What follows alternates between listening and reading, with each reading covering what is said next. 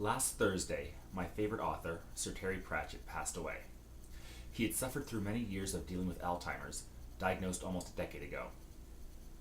I've been a fan of his books for years, reading and rereading them over and over again. Pratchett's writings taught me many things. Question everything.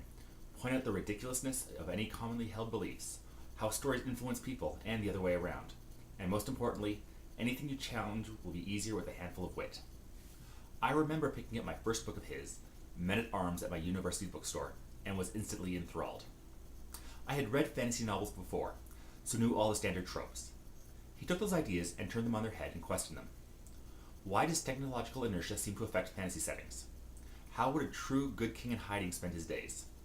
What happens when you really mix different intelligent species together in one city? From that point, I was hooked.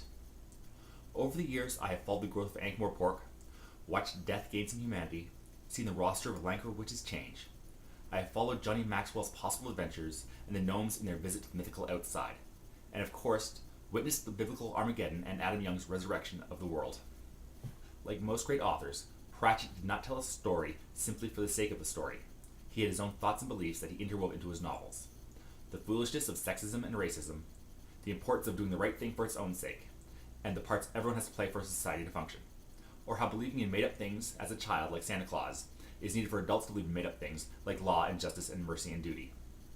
But it was so well integrated into his books that it flowed naturally, not smacking me in the head with it. I have tried to pass my love of his writing to my friends and family. My son is currently working his way through the Discworld books right now, and my daughter was a huge fan of Granny Weatherwax. Granny was a hero to her, a testament to how far stubbornness and willpower will take you.